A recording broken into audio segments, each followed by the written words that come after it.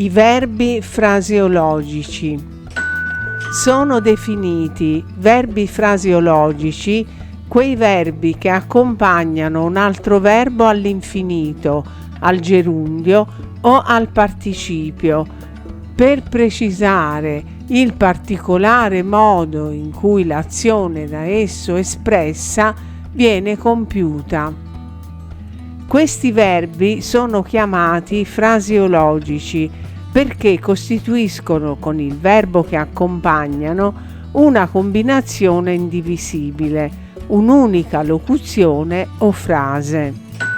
Come i verbi ausiliari e servili, i verbi fraseologici svolgono una funzione di servizio nei confronti dei verbi che precedono. In base alla tipologia di azione che esprimono, i verbi fraseologici si possono distinguere in verbi causativi e verbi aspettuali. Verbi causativi. I verbi causativi o fattivi sono verbi come fare e lasciare, quando accompagnano un altro verbo all'infinito, per esprimere un'azione causata o permessa dal soggetto, ma che qualcun altro compie. Un paio di esempi. La nonna ha fatto stirare i suoi vestiti a Franca. La zia ha lasciato giocare i gattini sul divano nuovo. Verbi aspettuali.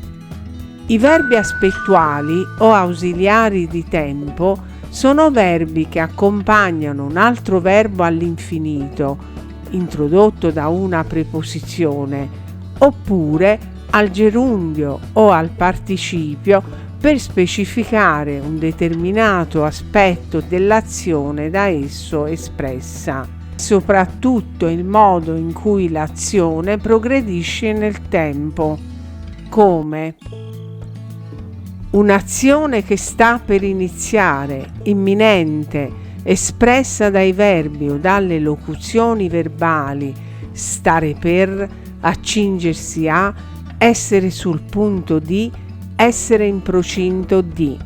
Esempi: la gara sta per iniziare, preparatevi. Maria è in procinto di partire per Roma. Un'azione che inizia, espressa con cominciare a, mettersi a, prendere a. Esempi: Maurizio si mise a saltare per la gioia. È tardi, comincio a preoccuparmi per Luca. Un'azione che si tenta di compiere, espressa con cercare di, sforzarsi di, provare a, tentare di. Esempi: cerca di finire in tempo. Davide ha tentato di scalare una montagna. Un'azione in corso di svolgimento, espressa da stare più gerundio, andare più gerundio, venire più gerundio, stare a più infinito.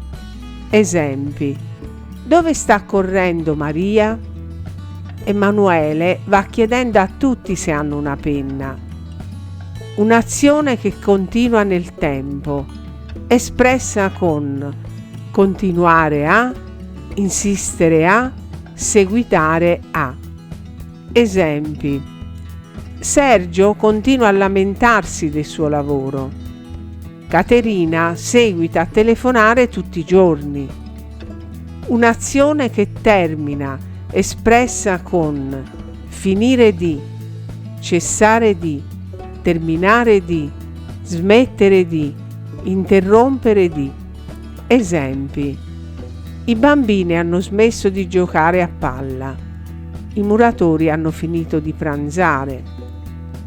Un'azione che il soggetto subisce o di cui cade vittima, espressa con trovarsi più infinito o participio, lasciarsi più infinito o participio, vedersi più infinito o participio. Esempi: si sono trovati accerchiati da molti malviventi.